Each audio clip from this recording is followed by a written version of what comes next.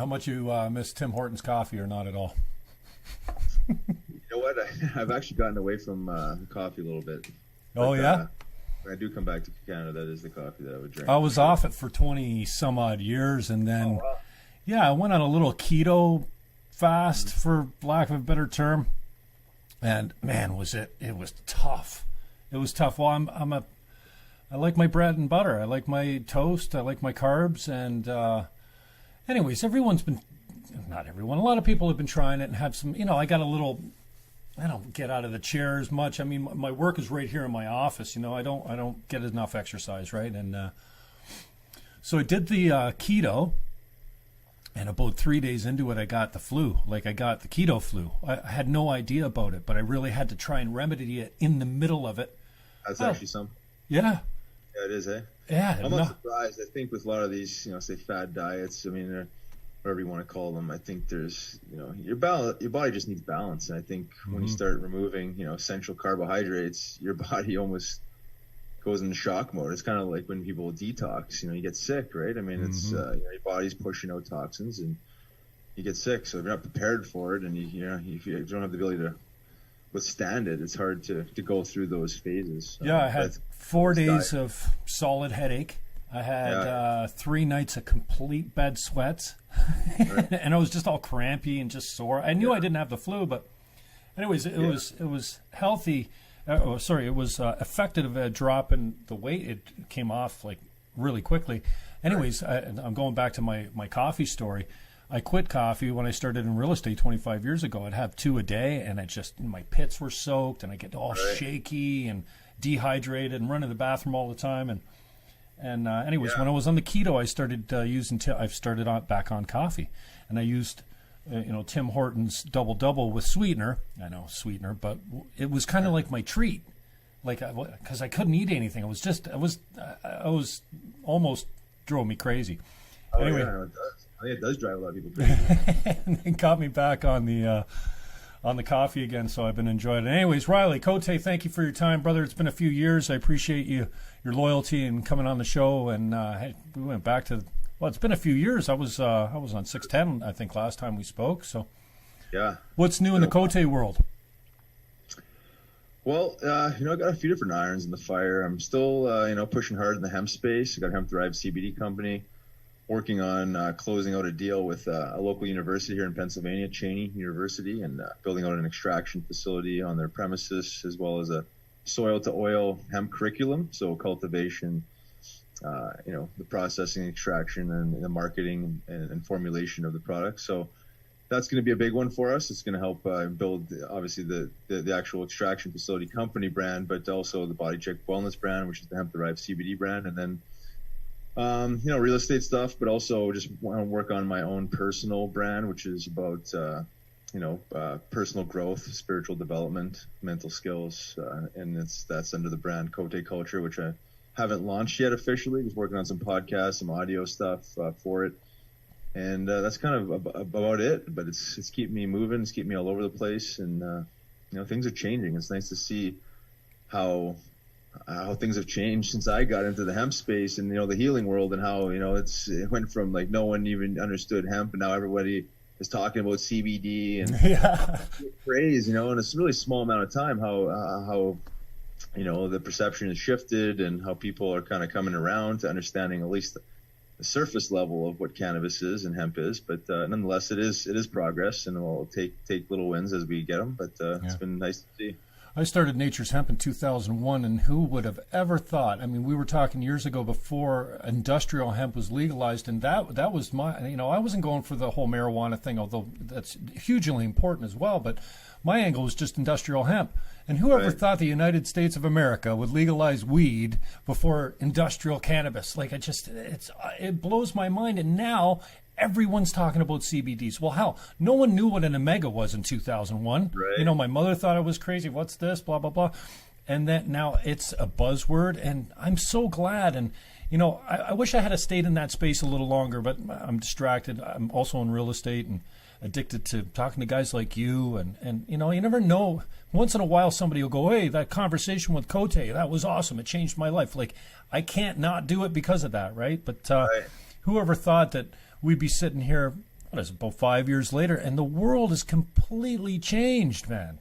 Yeah, it really has. And it's unfortunate for Canada because I always thought Canada had the leg up. You know, they had the industrial hemp program for 25 years, and they were just growing it for seed and seed oil. So very one-dimensional, essentially wasting the rest of the product. But then they go full legalization. They had this medical cannabis program federally for I don't know how many years, 12 years maybe, whatever it was, thinking that they're going in the right direction with it. But I feel like it's just become an absolute abolishment, especially when the CBD is still sold under the dispensary model and not sold in, health food stores and, in the name of wellness, which it is. I think they're really complicating it. And unfortunately, the Americans are ahead and the Europeans are ahead and, probably the Chinese. I mean, the Chinese are certainly ahead in the industrial, side of things. But I tell you what, they're wasting a huge opportunity here, and they better figure it out quickly. Otherwise, everything's going to be sourced outside of Canada if they're not, too careful. Yeah, it's amazing how many missed opportunities you have when things are up and coming in technology or agriculture or whatever it is. And I agree with you. We've missed our shot there now. But I just want to tell some of the people that are watching, Riley Cote is a former Philadelphia Flyer, an ex-Phantom as well. You won the Cup in 2004. My first year. Yeah. And the Calder Cup it was, right? Yeah. Cup, yeah. And the Phantoms Man of the Year for 06-07. Yeah. And the Flyers gave you an award too. What was it? Pele. Yeah. Pele Lindbergh trophy. Most improved, was it? Yeah. I guess that's what what you get when you can't earn any of the other awards. Would you take some skating classes the year before? Yeah. Yeah, went from 0 goals to 1 goal that year. Yeah. Carey Price ain't doing so well these days. You can't be too sad to see that. Exactly. Brother, tell me about your activism with MS. I know your older sister Jamie has it, and you've been really active in that space as well. How does that come together with your hemp activism? Well, I think the whole diagnosis of her MS was probably the very thing that pushed me over the edge of actually being vocal and actually, pursuing this on a grander scale. I had a lot of questions when she got her diagnosis, and this was, she's 2 years older than I am. This is going back 20 years she was diagnosed with this. So I struggled at first, just kind of like making some sense of it. You know what I mean? It's like, I always, heard there, we don't know what caused it. We don't have a cure. All these different diseases, and it just kind of made me question a lot of things. So I actually picked up a couple books. The first one being a book about natural cures. It was by a guy named Kevin Trudeau. Yeah. I mean, I think he's, you could Google him and you could get a bunch of question marks. But the content of the book resonated with me because it just simplified things. Right? It was just about an abundance of toxins and a lack of nutrition and environmental poisons and government and policies and profits over pills or profits over people and the pill industry and all that stuff. So it made a lot of sense for me to kind of dive deeper and I started researching specifically MS and there was there's people will probably challenge me on this, but there's some information coming up about autoimmune disease caused by whether it was a later vaccination or an abundance of heavy metals, and I think you can correlate a lot of these autoimmune diseases with an abundance of heavy metals that actually sit in your brain, and so it ended up being like, detoxing the body and, understanding that whole process, kind of like the Gerson therapy. It's toxicity versus deficiency. And, we're toxic. A lot of the foods we're eating and the environments we're in are very toxic. And our elimination process can't keep up. So whether it's, number one, number two, or sweating or breathing, we just can't eliminate fast enough. So it accumulates and our bodies are designed to use food as medicine and detox and, anti-inflammatory, antioxidant, all these, these words that we talk about that keep the body balanced, but your body can't keep up. The nutrition can't keep up with the deficiencies or the toxicities, and we get sick, right? So everything I kind of read seemed to be the same thing, whether it was MS, cancer, and the rest of it. So I became extremely passionate about just trying to help her from a nutritional healing component and kind of making her more aware of her environment. And then I started learning about cannabis as real, true medicine. I had a relationship with cannabis previous to this, but I didn't understand it to the level I do now, or even at the time when I started learning about it and how it can help at least manage the symptoms of MS, let alone actually taking a step further and getting her some real, true, deep results. But that was really what really put me over the edge on becoming passionate about that. And then what I realized is essentially all disease is very similar in the sense that it's an abundance of inflammation, or it's autoimmune. It's our body's fighting itself, and always connecting it back to our own daily behaviors, whether it's starting from nutrition. We eat 4 or 5 times a day, most people. So what are you putting in your body, and what are you surrounding yourself with, and what are you putting on your body? I mean, a lot of diseases go back to, and again, abundance of heavy metals. So whether it's antiperspirants in your armpit, which is aluminum and whatever else, the makeup world, cosmetic world, a lot of lead, again, a lot of aluminum, a lot of these things that shouldn't be in our products, and again, seeping into our skin and then working our way up to the brain. So everything kind of seemed to be the same but different. So I just realized that all the information I gathered, whether it was nutritional healing or cannabis and all this, I just realized that they all were connected, and they all need to be talked about, because it is a series of holistic practices, and combined, integrated together. It's not just a one size fits all, cure all type of model that I'd learned. So, to answer your question, it was my sister's diagnosis that put me into this world, and then the MS world put me into the all things healing. You know what I mean? Because if I realized if I could understand this disease, at least enough to understand the rest of them, that they were all very, very, very similar, where it was an abundance of toxicity and really a lack of nutrition, and cleaning up the environment, cleaning up the diet was a good start. And then there's obviously other tools along the way, the cannabis plant, the fungi kingdom, all these other miracles that Mother Nature has provided us, and we've almost failed to use for at least the last 90 years. And I think throughout history they've been probably banned multiple times as well, because it's always about taking away resources, controlling resources from people. So it's unfortunate, but the age of information now, we can get the good word out there. We can talk about these things. We can shed some light on experiences and anecdotal stories, which I think in the cannabis space has helped propel the cannabis movement into legalization or quasi-legalization in some places. So just got to keep this up and keep talking about it, because people are catching on. The natural world heals, and I think we've been misled systematically, fundamentally, and the current model for healing doesn't work. No, it's sick care. They want to keep us sick. There's a lot of money in being sick, right? Yeah, no doubt. Now, I had a girlfriend of mine, well, not a girlfriend, a friend of mine that she's got MS, and it was right when she was first diagnosed, and it was coming on really strong, and she was learning how to deal with it, and then she spent a lot of time overseas, so she couldn't take the hemp oil with her.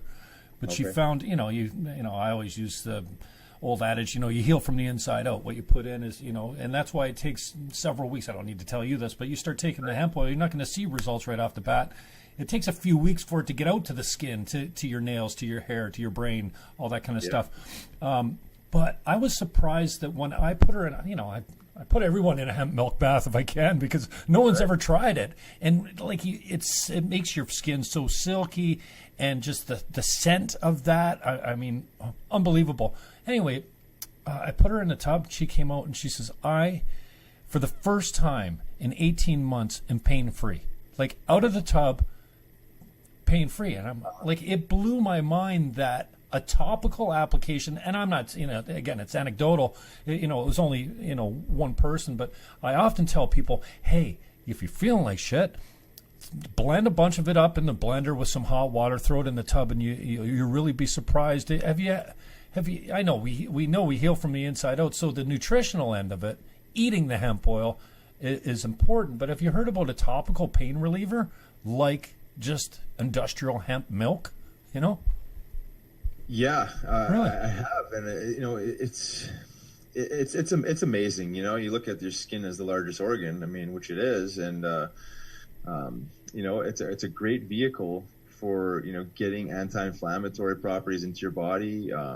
Just that full body relaxation, and your body heals, quicker when you're, relaxed and healing, and in that mode. But yeah, absolutely. I mean, just with the topicals that, just from, on the hemp derived CBD component side of it, simple topical in a in a small area, how much relief people get through the skin, and the baths. Yeah, in a perfect world, you wake up in the morning and start your day off with something like that, a hemp milk bath, or add some essential oils to that. I mean, there's obviously other pieces of Mother Nature that are applicable here, and turmeric and all these, ginger, all these anti-inflammatories. But I think once we start understanding the human condition as an abundance of inflammation, which whether you're dealing with arthritis, disease state, just acute injuries, it's all inflammation. So we need to we need to be aware of that and be on top of it, get ahead of it. So I always say, like, hemp derived CBD is like a multivitamin, like a daily essential. It's like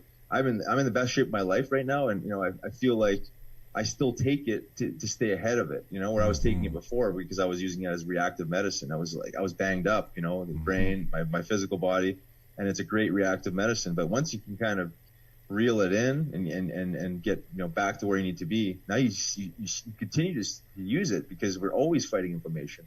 And we're always fighting anxiety. And I look at that as more of the mental health version of inflammation of the physical body, right? It's like, it's your body's response to too much or trauma or whatever else. And the same thing, in the mental health side of things is like anxiety is like a red flag for we're not doing it right. We're stressing ourselves out, and we need to calm down, or we need to, meditate, or, bring it in. And, so these tools are available for us to keep, the stressors at bay and the inflammation at bay. And this is something that people need to be taking on a daily basis, not just when you become sick or become inflamed, or, or you become anxious. I think we need to get ahead of this stuff so it doesn't manifest itself into disease state. One of my good friends, Brad Sheehan, back in the day, he, I was a Green Party guy, and he's like, Jimmy, you need to read this book. It was The Emperor Wears No Clothes. Sure. Jack Herer, obviously, the emperor himself. I'm like, yeah, no, I'm not. And he is a typical conspiracy theorist guy, right? So I said, I'm not reading your conspiracy theory guy. He's like, Jimmy, it's right up your alley. It's green, it's green, it's green. You got to read it. And so there was a lot of, I flipped through it. There's lots of pictures and illustrations, so it's a perfect book for me. Anyways, I took it home, and I got through it in like a couple days. And then I was just left with, when you see those infomercials with the animals, the WWF, or, right. Kids, you're just like, oh, this is all wrong. Well, that's what it came back to. I'm like, dude, this is wrong. And this is history. It's not conspiracy theory. This is a conspiracy, and it's historical. And I remember his sister, Dana, who's no longer with us, she died of cancer way too young. But her monthly cycle was murderous. And I'm just hearing you when you say staying ahead of it. She'd run out of oil, and a month later she'd call us because she was losing her mind. And we had to tell her, don't run out of it because it wears off slowly. But she always knew that 30 days off it, her period would come, and she was just devastated, like the cramping and the pain, the mental stress, and all this kind of stuff. And if there's only one thing, women should take this thing just for that alone. And maybe it's related to inflammation and what. I'm so grateful I don't have to deal with that monthly. Well, not quite as bad. But yeah, it was strange that she would say, sorry, it's been 6 weeks. I forgot to call you guys, and I'm going out of my mind. And then it'd take it another 3 or 4 weeks to get back on the train and start feeling better about it. But yeah, I agree with what you say about staying ahead of the game. So I'm looking at you as kind of an expert these days because I've done the research, but it's 20 years for me since I really delved into it. So what do you say to the people, and I got this the other day from a veterinarian. My dad's dog blew out an ACL or an MCL or both, and then it's bilateral, so the other one usually goes too. So boom, she was only a year old. She's fully recovered now almost. And the vet said, fish oil. I said, Sam, I got jugs of hemp oil. Forget fish oil.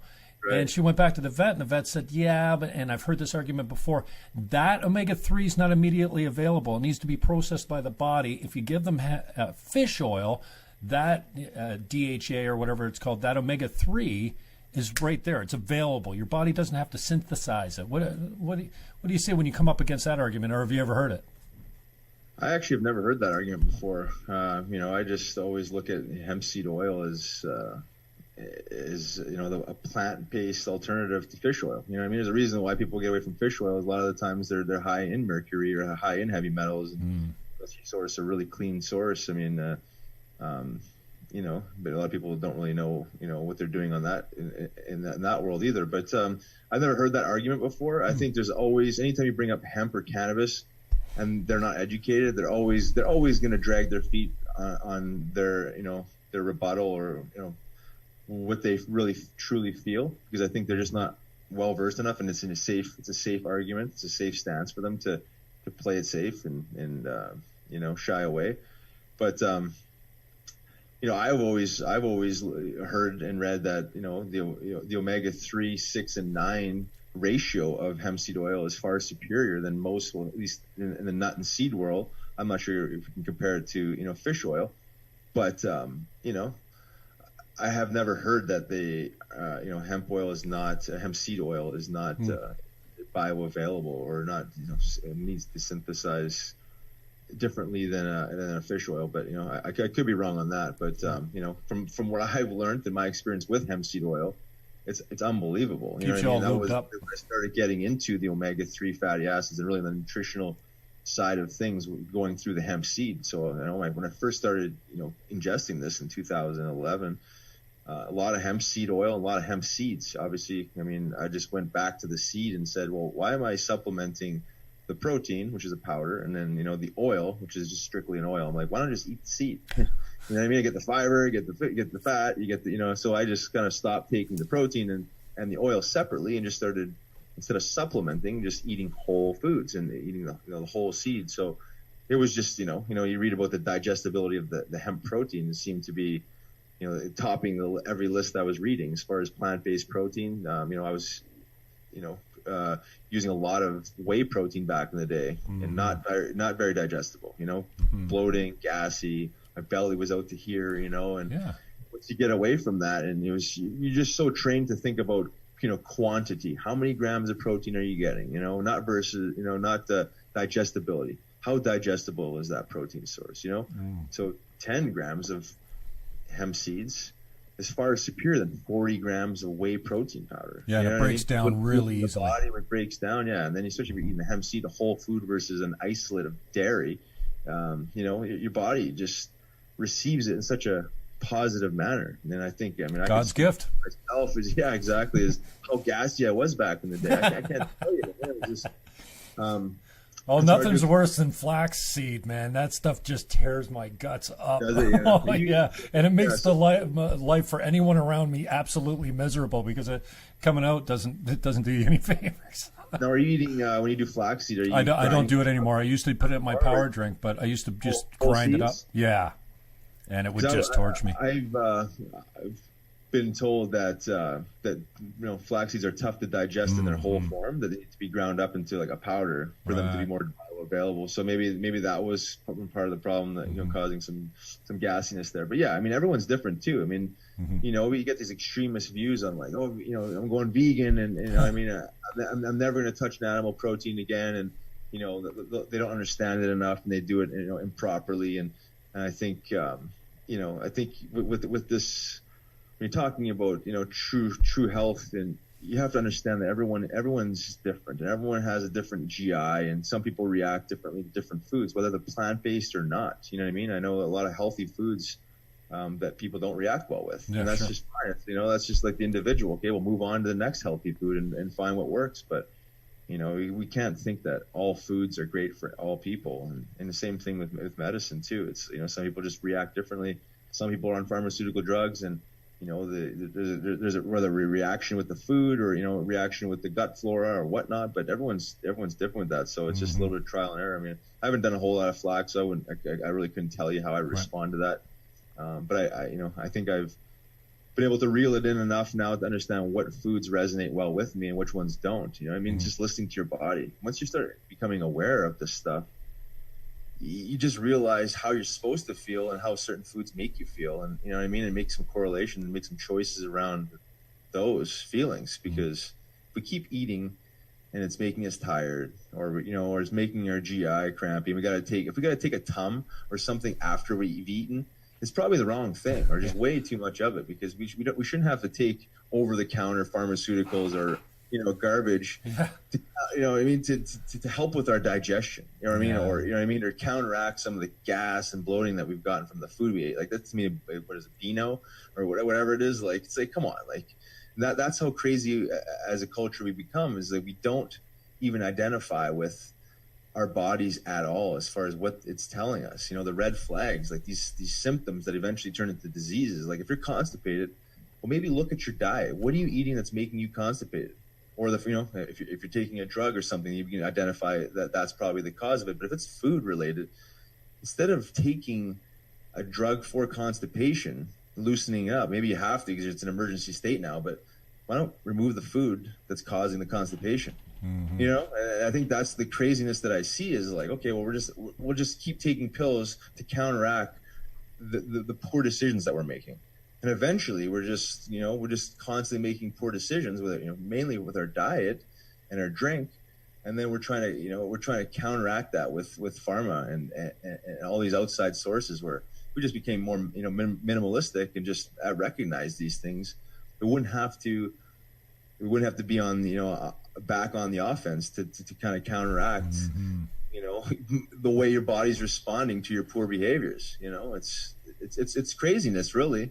But I think we've become so accustomed to operating like this, and we become addicted to a lot of these tools. I say tools, that people think that they're leaning on long term, but you really can't. Sugar, caffeine, alcohol, tobacco, and then a lot of these pharmaceutical drugs have very, very highly addictive qualities and properties. So I think we've kind of lost sight of who we are and how we need to operate and what laws we need to follow. And it's the universal laws of energy, right? We've just, kind of come off the rails, and we're confused. We're looking for answers, and we're on social media, and everyone's an expert, and we've lost faith in the medical establishment, the people that are actually supposed to be looking out for health. We have a heroin and opioid crisis, and mental health crisis, obesity crisis. Like, how could we become so disconnected? How could we have gotten it so wrong when we're supposed to be following the science, and and these super highly intelligent professionals, which in my opinion are just puppets for the corporations to pump out whatever science and whatever they want. Unfortunately, Mother Nature's always done it best. We've tried to recreate that in labs, with highly expensive patented medicines, and we're sicker than ever. We haven't cured shit. Nothing. I think the paradigm shifted a little bit, and Riley, I appreciate your comments about reactionary. We wait until the symptoms appear, and then we take a pill or something to get on top of it. When if we're just proactive, by watching our diet or taking supplements, and I tell everyone, just take a shot of hemp oil every day. If you can't mix it into something, just shoot it. It doesn't taste bad. It's a little oily going down, and I do find with some people though that the first time they take it, they seem to burp it up for a few days. Like, it keeps coming back on them, like one of those foods that your body's saying, "Hey, get the hell out of here." Just stay with it. It only lasts a couple days, and once you get by that, tasting it all day thing, it can really help you out. But what did you find as far as obstacles? I know you're well connected in the NHL and with your relationship with the Flyers and the Phantoms, and then I know you've tried to get in there as far as helping guys, talking to guys. What did you find as far as obstacles that you had to overcome because of the stigma of this plant called hemp or cannabis?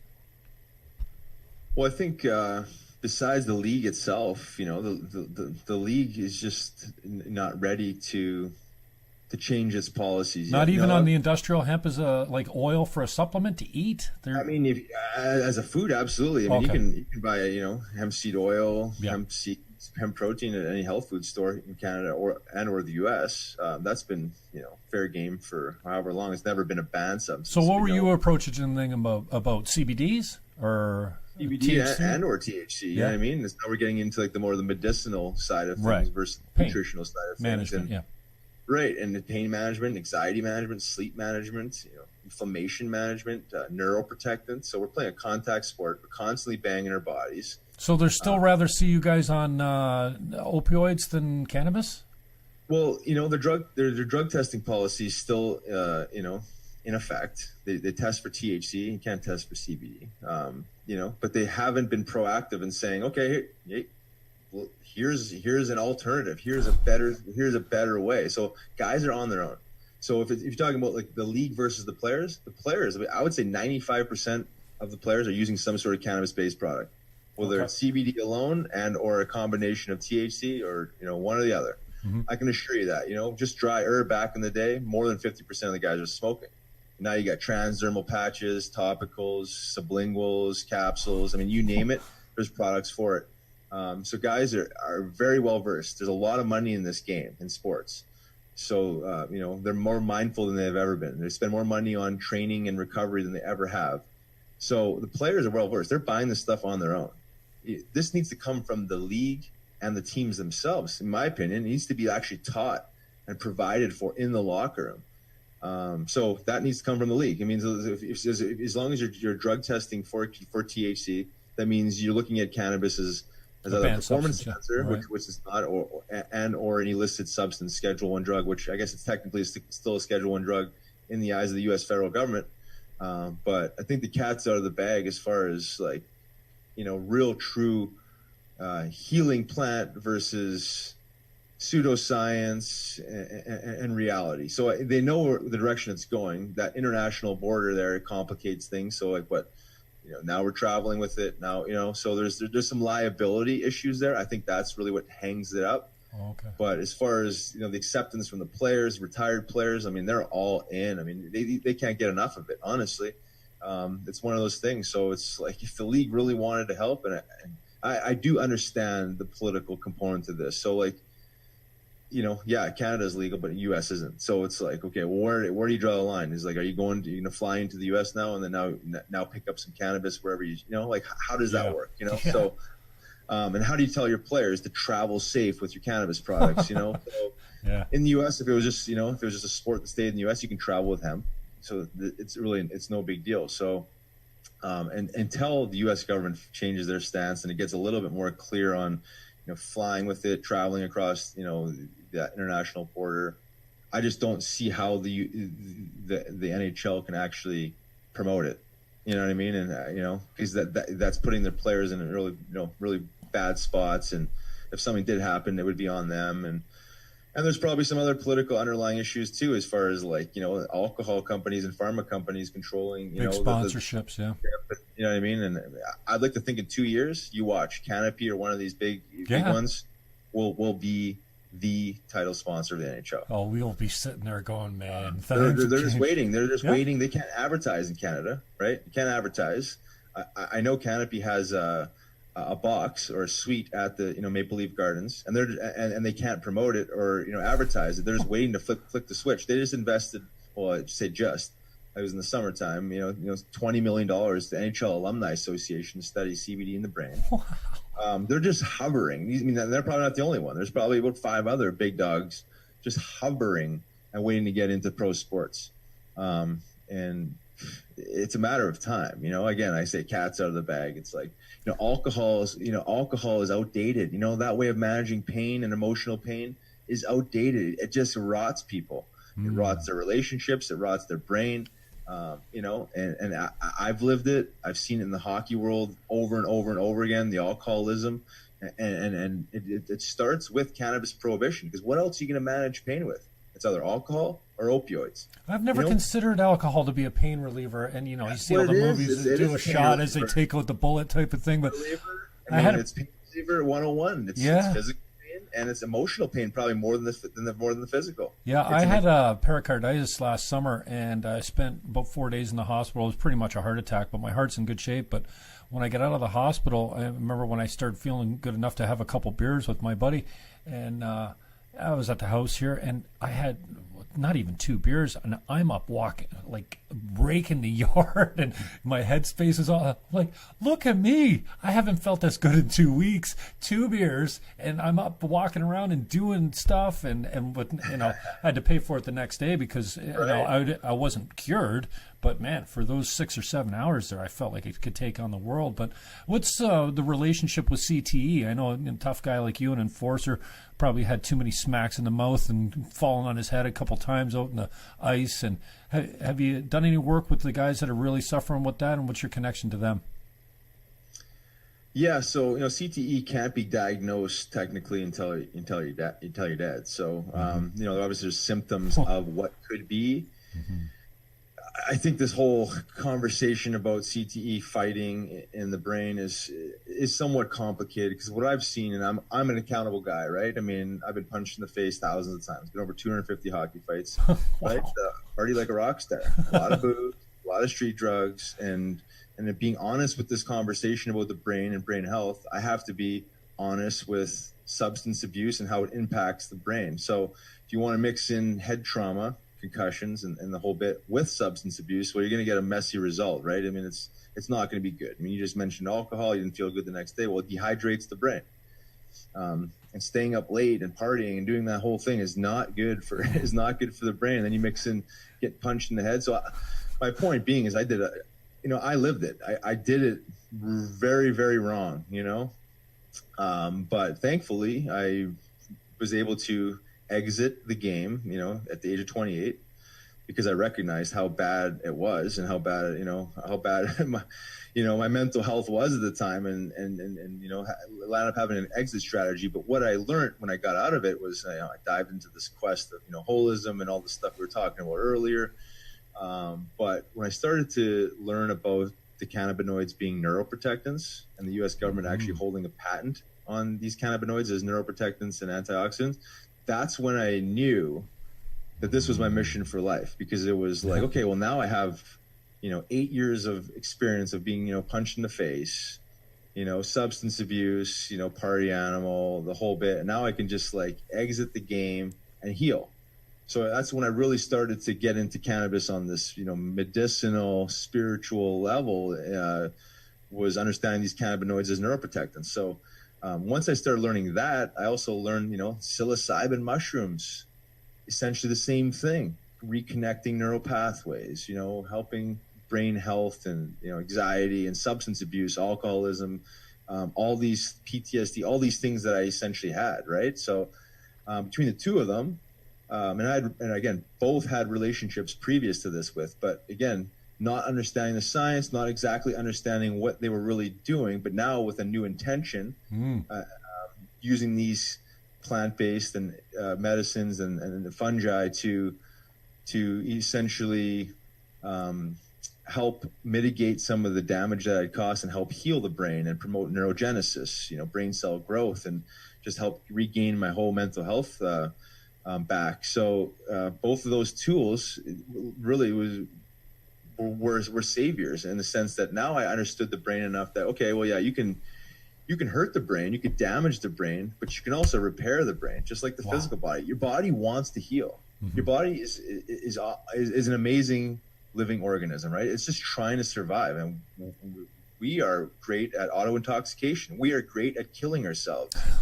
I forget who said it, is like, we don't die, we kill ourselves. That's essentially what happens, right? I mean, accumulation of decisions over your life, like how much poison can your body take? How much alcohol can your body take? How much, stress? How many late nights and lack of sleep? How much of that can your body actually take, and then eventually you die, or it manifests itself into disease? But, again, what I learned from getting punched in the face, for a living, was that I could reverse all the damage I had caused. I mean, I was accountable. I admitted, I partied, I did all these things. I need to stop that. First thing I did, first year out of playing hockey, stopped drinking, just drinking water. Went mainly plant-based diet, just started detoxing, adding nutrition into my body, and then using these allies, using cannabinoids more mindfully, getting into the CBD oils, non-intoxicating. So I wasn't taking that to to be impaired. I mean, I was still using THC, but adding that other element, other dimension of cannabis to my daily regimen. And psilocybin, I went through these different phases of macro dosing and doing the hero's dose, 5 grams, and just sitting and listening and in a micro meditation to micro dosing.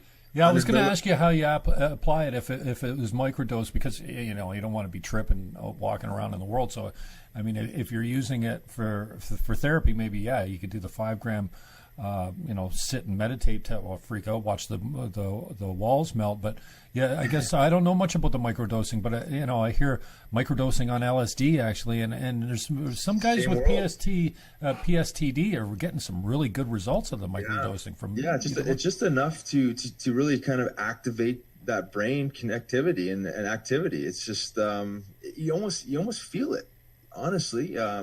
Like with the microdose, what I feel was, like just a sense of clarity, focus, this subtle energy. Mm-hmm. But then once you cross over that microdose line, I mean, you're talking about, 100 milligrams is 1/10 of a gram. So anybody knows anything about, dosing mushrooms, it's really insignificant when you talk about eating mushrooms, but it's enough to 1/10 of a gram, eh? Yeah. You know what I mean? Wow. Yeah, 1/10 of a gram. And that's, it's what I've been using mainly. And it's amazing, they both serve their purpose, just like cannabis. I mean, I think if we understood cannabis a little bit more, even, as far as microdosing cannabis and macrodosing cannabis, I think most people, when they associate, cannabis with a feeling, they right away think of like beyond stoned, stoned on my back, on my couch. Greening out. Yep. Well, it's just like, it's intemperance, right? I mean, it's a lack of moderation or a lack of understanding how much your body actually needs. It's like, people say, "Oh yeah, the tryptophan in the turkey made me tired." It's like, no, it wasn't the 3,000 calories of bread and stuffing and mashed potatoes you ate too. You know what I mean? It's intemperance. So if people understood, microdosing food or microdosing caffeine or microdosing any of this stuff and how much your body actually needs versus always going to the other extreme, which is overdoing it. You know what I mean? We overdo everything. So that comes with experience and awareness and being in tune with your body, because that's the way I view essentially anything I put in my body. Is this a micro or is this a macro? You know what I mean? How am I going to feel from this? Because obviously 2 different effects, but cannabis is a great case study for this, because 2.5 gram edible doesn't sound like much, but highly effective. Microdose. Once you get into 10 milligrams, still not that much, but could end somebody's day. Not actually life or death, but end somebody's day in the sense of how we sacrifice productivity, right? Medicine. You know what I mean? And that's the whole key of healing and finding the sweet spot with these herbs and flowers and fungi is how can I use this medicine where I don't have to be impaired for 5 hours or be on my back, or where I can actually get up and be productive and get my stuff done and feel good and communicate with people and commune and all these things. So it's respect, right? It's respect to the medicine or the food, because we're trying to get energy out of this. We're trying to get healing out of these things, but they can also work against us. I mean, every single thing that is good can also be bad. And that's just a respect for it, right? I mean, you can actually overdrink water and die. Sure. Yeah. You know what I mean? It's like you can clearly overeat food and maybe not die on the spot. I'm sure people have, but I mean, you can eat yourself to death. Yeah, for sure. In the whole argument of cannabis, like I think of all the things out there, all the tools out there to manage, say anxiety, inflammation, all these different things. It's got to be the safest. Yes, you can abuse it.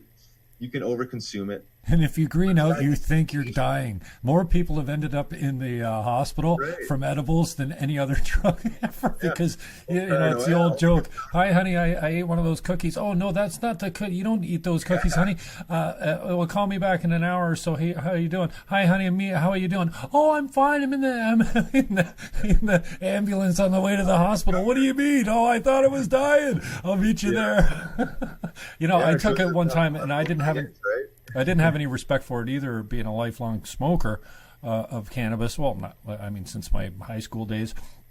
And then it was the only thing that would make my mother sleep when she was dying of cancer. Was the cookies that my cousin made out of the butter. And then after she was gone, we were having a few friends over one night. And I'm like, yeah, give me one of those cookies. Well, I was a bunch of drinks in. And I'm like, in my mind, I'm like, well, my THC level is like, give me a cookie. Because everyone's saying, oh, those cookies, I'm like, I'll be fine. Right. I ate the thing. And then again, I had the Lenny Kravitz doing the spinning on the carpet. I was on the couch for 45 minutes. I couldn't function. And I think that's a lot, I'm a seasoned recreational drug user from way back, a lot less now than I used to be, especially with the alcohol. But I just didn't have any clue. And I think this is the problem with a lot of people that try cannabis. They get their balls when they're drinking. And then they try to smoke, and then they end up throwing up because I always tell people, listen, give it a chance when you're straight. Like, find out what this thing is all about. And I appreciate you talking about macro versus micro, because I think when you smoke, that's probably a macro, because your blood, the capillaries just extract the THC like that. And then, macro is doing like a whole cookie rather than, I've talked to a lot of people, musicians.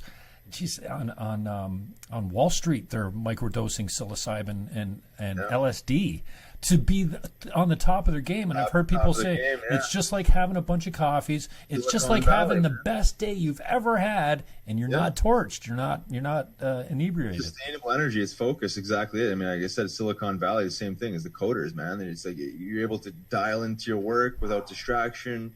Focus. Most people are so distracted, right? I mean, you got your phones, you got people, blah blah blah. All these things going on.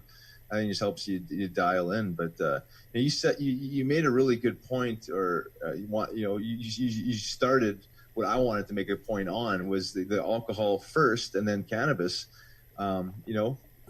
Say a rookie maneuver. I've done it. I've done it a ton, but you gotta be very, very careful if you're drinking first, then consuming cannabis, because that's what happens. I think it's something about the alcohol that lets it go through the brain barrier more easily. Yeah, it needs fat too. Spins. People are land up puking, have really bad experience, and I always say, people want to say cannabis is the gateway drug, and I say it's the gateway to wellness. It's an exit drug, but to me, the true gateway drug is alcohol. Absolutely. I agree with you 100%. For your exact reason there is like every stupid thing I've done in my life, every hard drug I've done, always been under the influence of alcohol. Even the hard drugs. I don't wake up after doing the hard drugs if I stay away from the alcohol. Well, alcohol usually leads to the hard drugs, but even if I went crazy on the hard drugs, if I didn't drink, I wake up in the morning, I'm like, wow, do I actually feel normal? Other than I haven't slept in so long or whatever. But you add the alcohol to it, it's a bad combination all the way around. It's tough, man. Yeah, just poor decision making, right? I mean, again, the decision making is one thing, and then what it's actually doing to your brain and body is a whole other thing. I don't think there's another drug,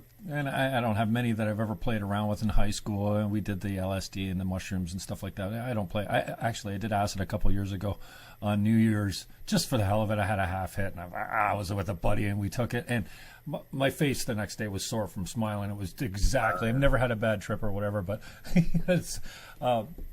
Anyways, I'm rambling now. I can't remember where I was going. Tell us about your new venture, man, and what some of the products that you're kicking. I still look at the market, and I'm not. Again, I don't occupy much space in there anymore. But I still looking at a commercial oil that's EFA loaded. Like hemp oil is just right out of the seed. But then with the addition of CBD. Now, is CBD's regulated down there? Do you need to? Or can you just put it on a supermarket shelf and have whole cold pressed hemp oil with CBD in it?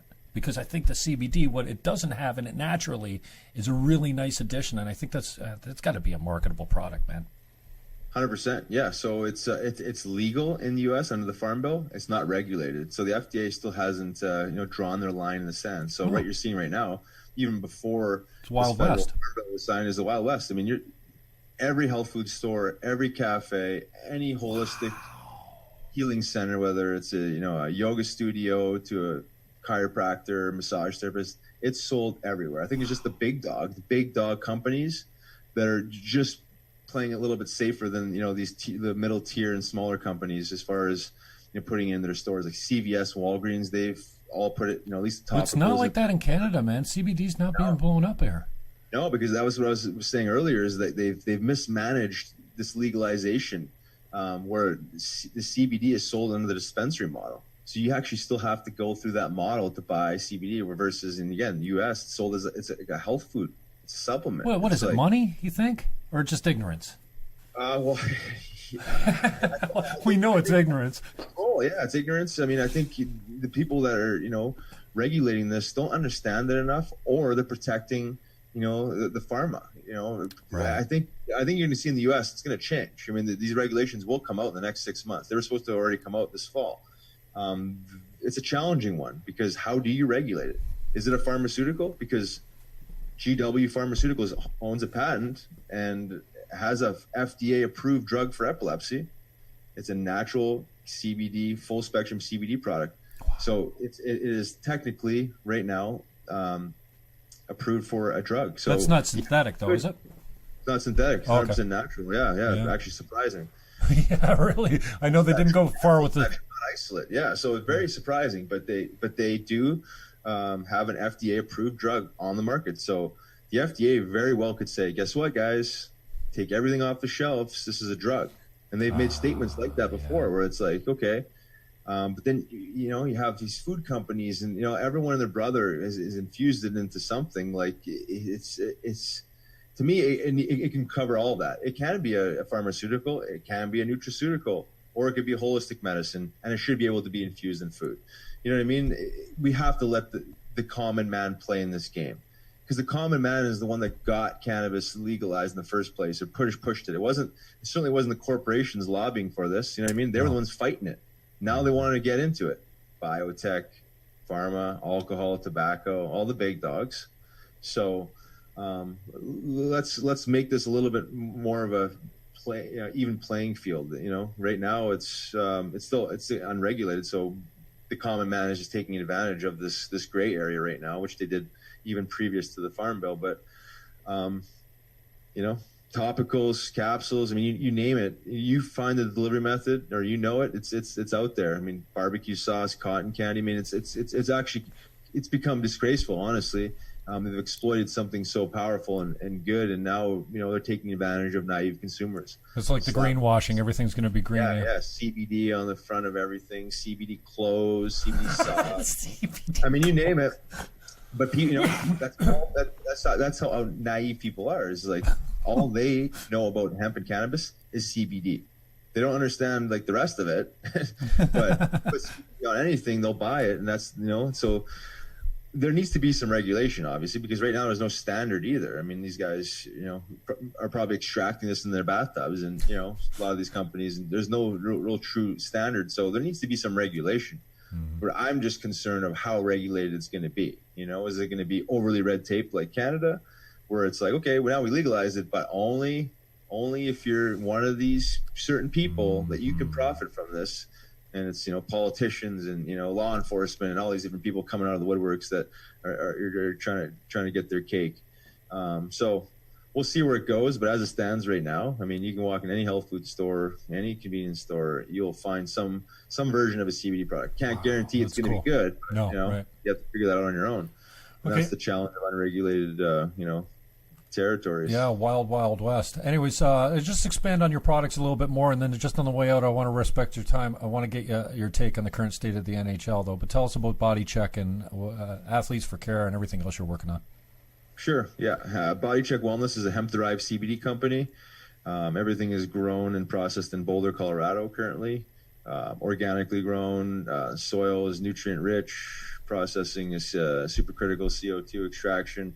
High quality product. We just wanted to put together a high quality product that would compete against any of the people that are actually doing this the right way. So what we've seen, there was just a lot of snake oil on the marketplace. Just a lot of people just very, very well marketed companies putting nicely flashy CBD labels all over the place. And we wanted to do it right and do something that actually worked. And that's what we did. So we got oils, the tinctures, sublingual underneath the tongue, capsules, and topicals. And one of the unique products that we do have is a capsule. It's 10 milligrams of full spectrum CBD oil, as well as a blend of 6 different medicinal mushrooms, all legal, no psilocybin in there. Oh, really? but all positive for the brain, nice. Okay. and immunity and energy. So lion's mane, I don't know if you're familiar with it or not, but really good for the brain and focus and clarity. And a chaga reishi, good for immunity, and it's cordyceps, good for energy. So it's this combination of CBD, which helps calm the nervous system and brings that the overall feeling of just well-being, and then the added value of the the focus, clarity, and immunity boosting properties of the mushrooms. So just just trying to stay progressive with this whole movement, because as like CBD, I make the analogy all the time. CBD is like vitamin C to the orange. It's just one compound in this plant. And we've become so shallow in our thinking that we just right away, it's woo, everything all in on CBD. It's okay, well, it's a great compound, but there's more to it. Don't forget where it comes from. Yeah. So has Rogan picked up on it with Onnit? Do you know?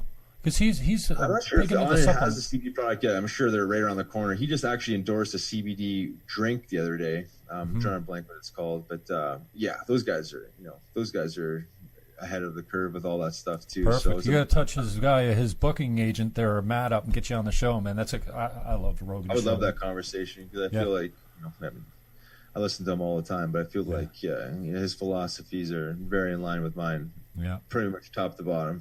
Cool. Sure. Talk to us a little bit about the NHL on the way out. What are you seeing these days? What's last time we talked, I'm not a huge Bettman fan. I know you're a big fan, but what are you seeing these days in the NHL, the current state?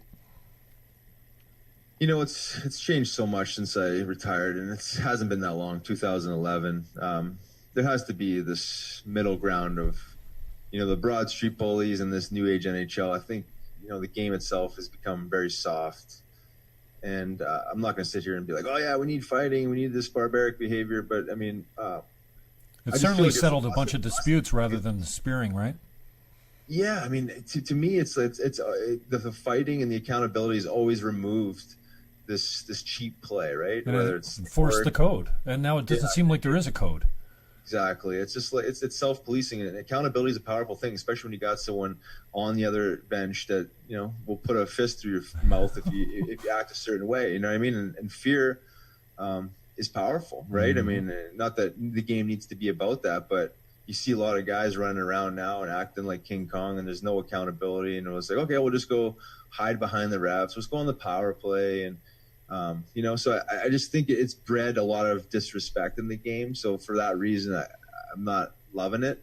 I think the attitude for some of these younger guys, it's I don't know, call them millennials, or what the next generation's called, but softer generation. The entitlement. I coached pro sports not even 2 years ago, and the entitlement of some of these guys, they're just like, okay, well, I'm drafted. Now give me a spot in the Flyers, or give me a spot. It's like, well, no, you've only earned your draft position.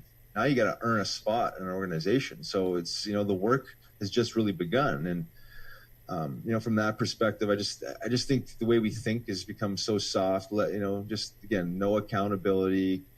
No one wants to own up and be responsible. I think, and you see it trickle down into just the current affairs of the NHL. It's like we're going on witch hunts to take down people. Where I think of all the sports, I mean, hockey's got to be up there as far as one of the there's always flaws in everything, but it's got to be one of the best cultures in team sports. But yeah, it certainly got its flaws, and there's a lot to be fixed. But to go and to tear it up and go after everybody, I think they just need help. You know what I mean? I think people just need help. But there's a lot more good coaches than bad coaches, and there's a lot more positive stuff coming out of hockey than negative coming out of hockey. But sports and hockey just mimics what's going on outside of the locker room. Good point.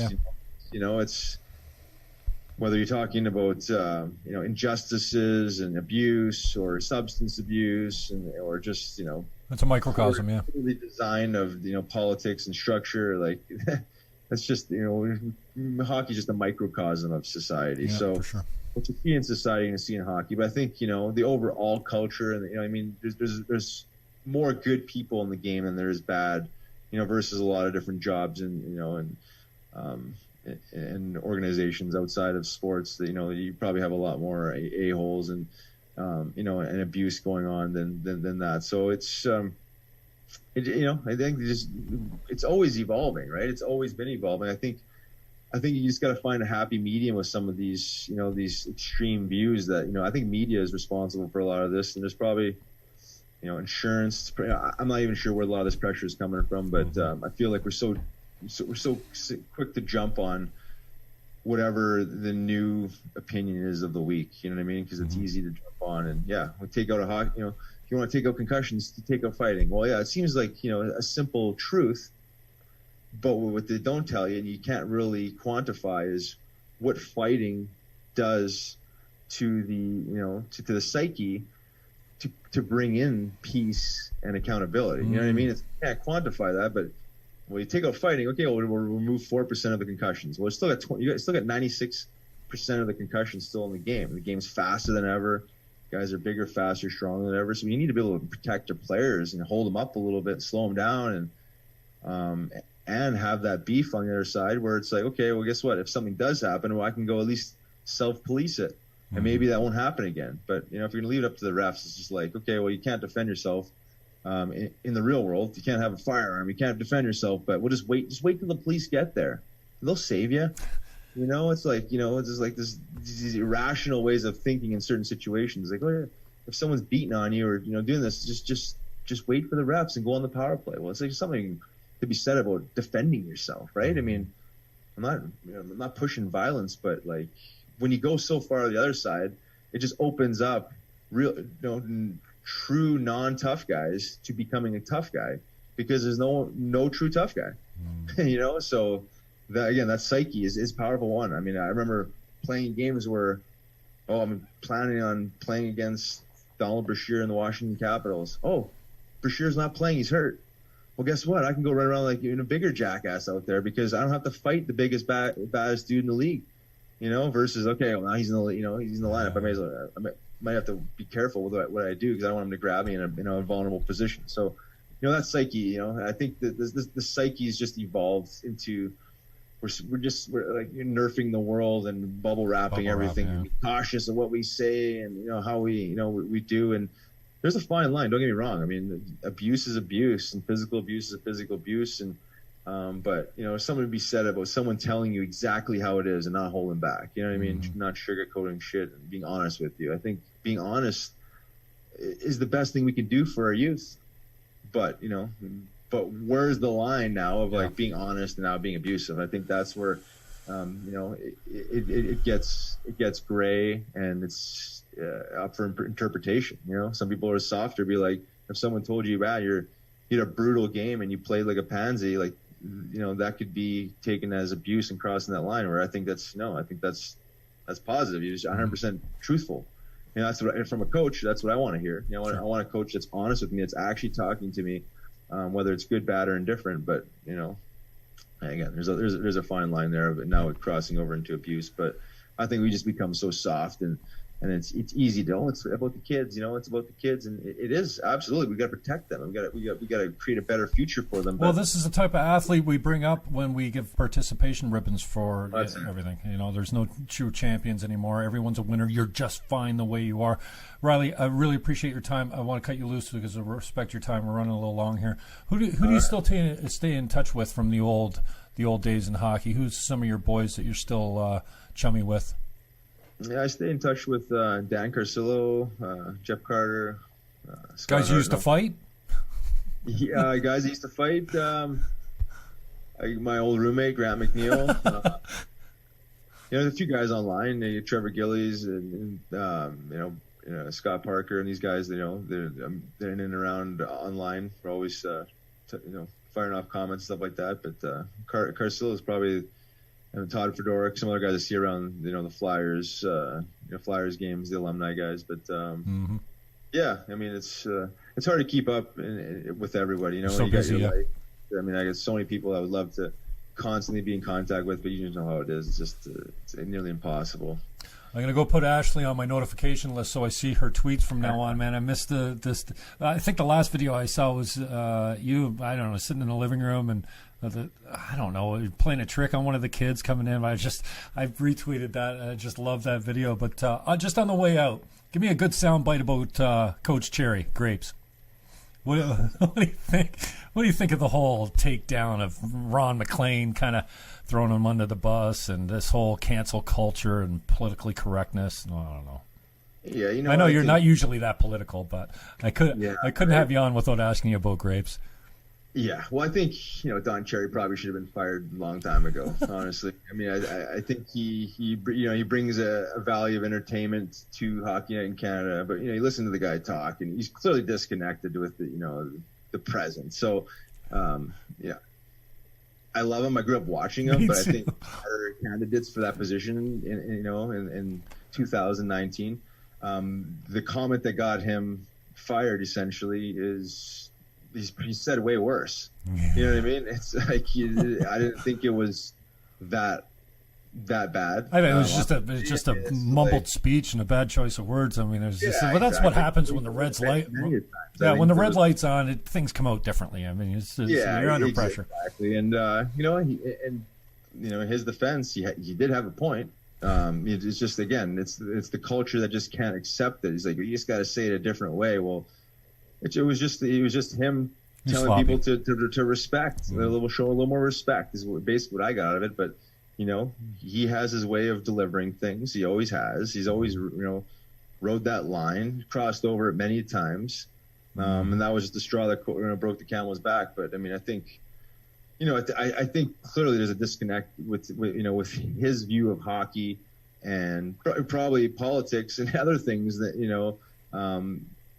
than many, and I think there's a ton of guys that could take that job. Obviously he's the face of Hockey Night in Canada, but you got to have someone that's a little bit more educated. You know what I mean? Especially it's like I have to turn him off sometimes because it's just like, come on, man, like really, like is that how you see it, or that's how you're gonna say it?